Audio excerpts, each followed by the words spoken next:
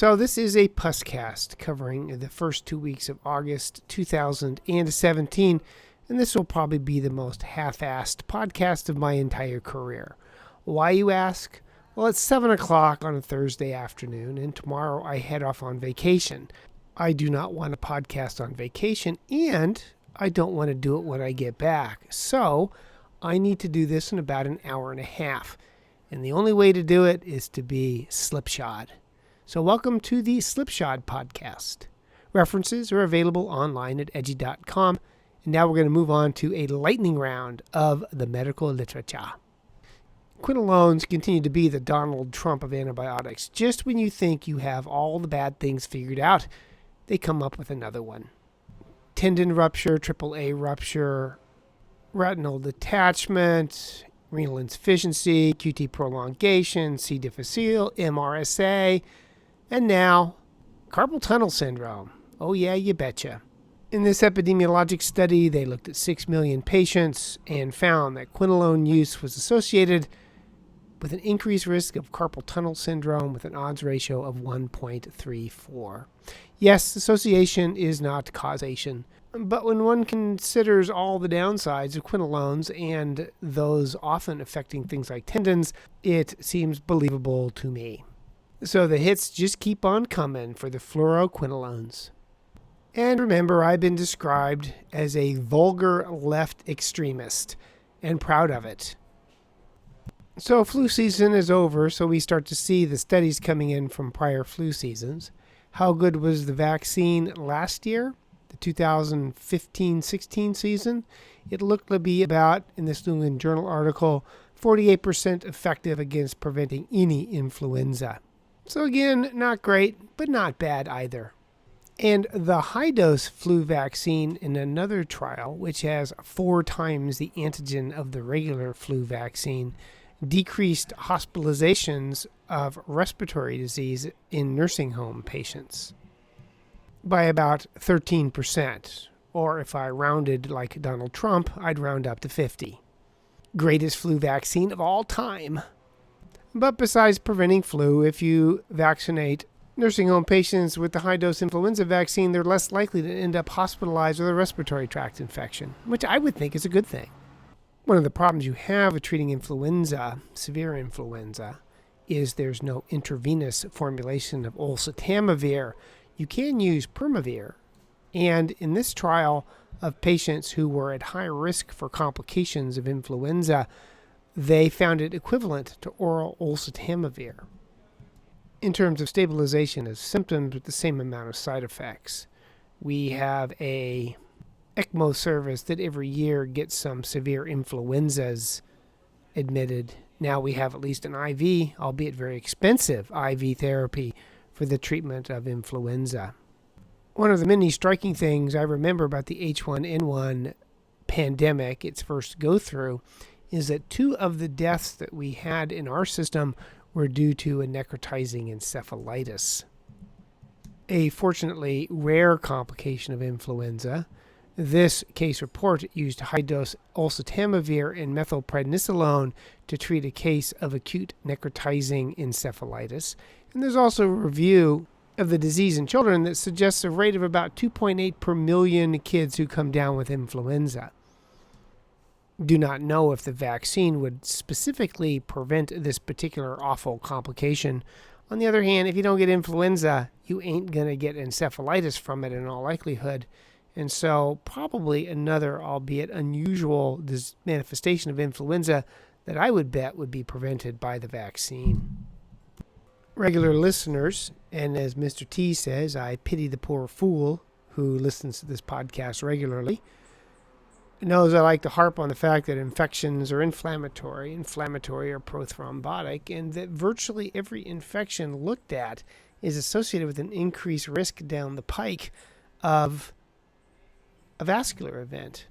This is now true of hepatitis C, and it shows that patients who are hep C positive are more likely to have a myocardial infarction at a younger age than those who are not hep C positive. And that if you put them on lipid-lowering agents, you significantly decrease the risk. But being infected is always bad, especially for your cardiovascular system.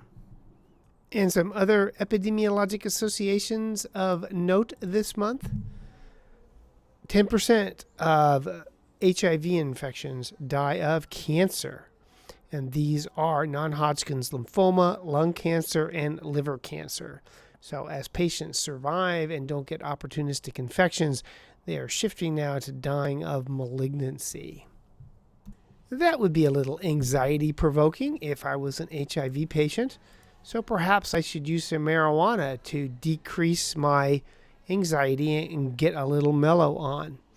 Well, in this study that looked at HIV men between the ages of 40 and 60, marijuana use, specifically heavy marijuana use, was an independent risk factor for a myocardial infarction, with an odds ratio of 4.3.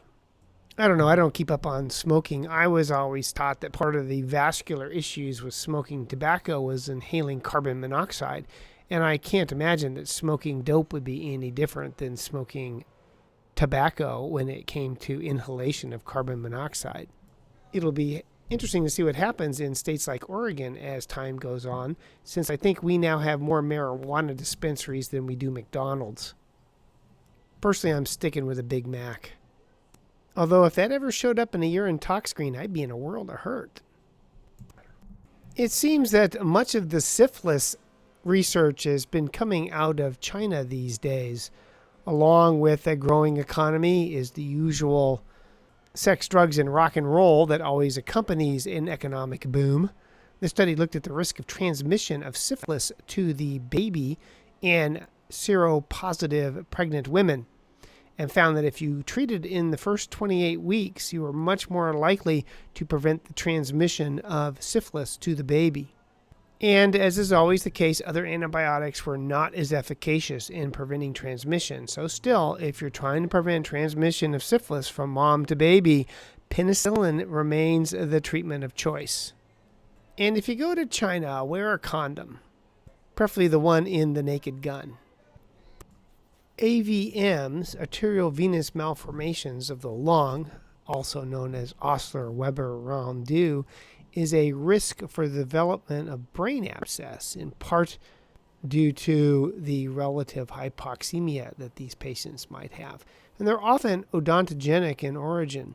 In this series of patients with brain abscesses in AVM, they found that a whopping 78.4% of patients with a brain abscess, 29 of 37, had no prior diagnosis of a pulmonary artery AVM before their abscess.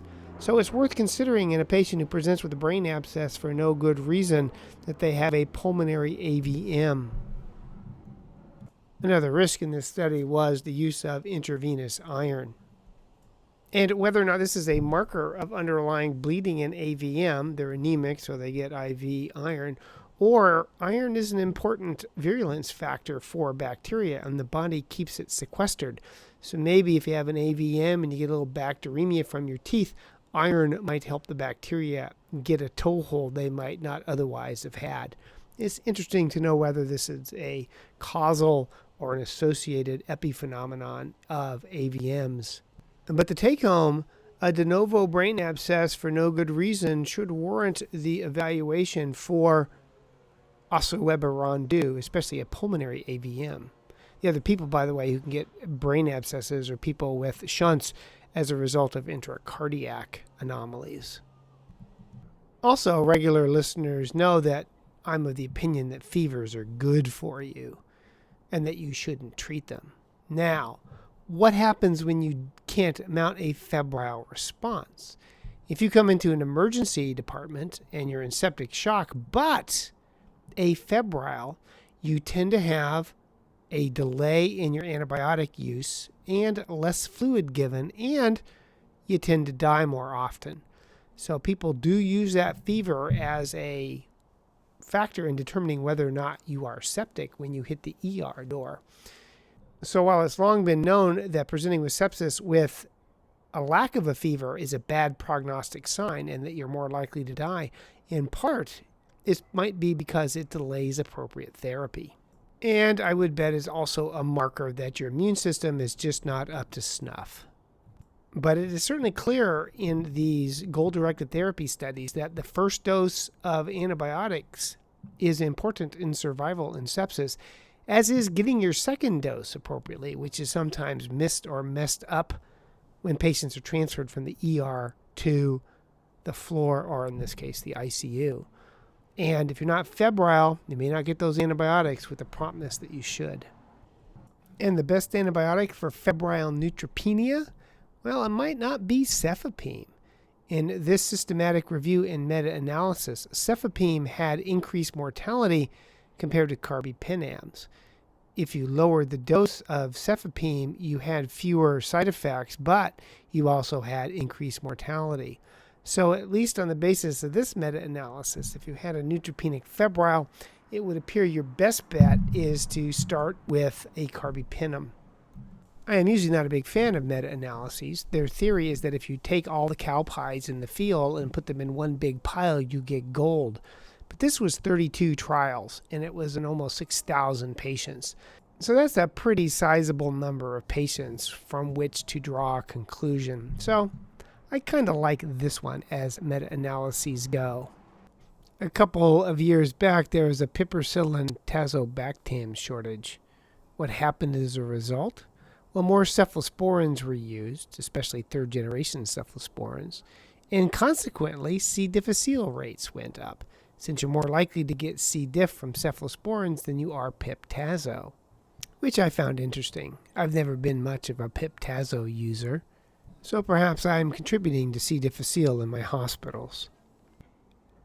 My old partner used to say that summer was staph season, that staph love sweaty skin. It's sort of an all-you-can-eat restaurant for them, and that you see more skin and soft tissue infections during the warm season. That's certainly true for surgical wound infections, and also in the study in clinical infectious diseases that warmer weather was associated with more cellulitis. So as the world warms, yay, we will see more skin and soft tissue infections. And sometimes I guess you have to do a study to demonstrate what you actually already know. And this study looked at drug use as a risk for skin and soft tissue infections in jailed patients.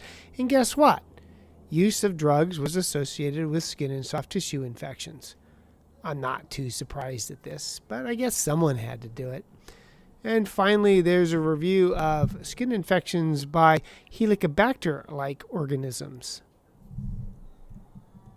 And there were 4 patients who had cellulitis with bacteremia due to Helicobacters, and they turned out to be Helicobacter cinaedi, Cinaedi. So add Helicobacter to the list of organisms that occasionally cause a soft tissue infection that looks for all the world like group A strep. So what's your risk of seeding a cardiac device if you're bacteremic? Well, it depends on the bug.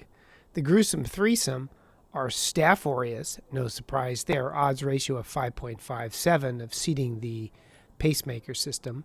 Pseudomonas aeruginosa, odds ratio were staggering at 50, and Serratia marcescens, odds ratio of 7.75. So the big 3, if you get bacteremic, that will seed a cardiac device, or Staph aureus, which I always knew, but also Pseudomonas and Serratia, 2 of which I never see. Other organisms are much less likely to seed the pacemaker or other cardiac device. E. coli and Klebsiella, the 2 most common gram negatives to cause bacteremia, don't tend to seed the cardiac device. Known or highly suspected candidemia. The studies would tend to suggest that if you treat them with a echinocandidin up front, you have better outcomes for Candida albicans. This is now true for Candida glabrata as well. And even for fluconazole, yes, I like fluconazole. Even for fluconazole susceptible Candida glabrata, there were better outcomes if you started out with a echinocandidin as opposed to an azole. For Candida infections, azoles really are follow-up therapy and should never be the initial therapy. And coccidioidomycosis is on the rise in California. Although rates dropped between 2012 and 14, 2016 saw the greatest number ever at 5,300 cases, or 13.7 per 100,000. Why is unknown, but cocci tends to go up after rainfalls, which causes an increase in the organism multiplication in the soil. Then it gets dry and dusty, and it spreads the disease. Also, construction will spread cocci, but exactly why cocci is on the upswing in California is unknown. But if you are traveling to the Golden State, especially the Central Valley, before you enter the state, take in a deep breath and hold it for your entire stay in California.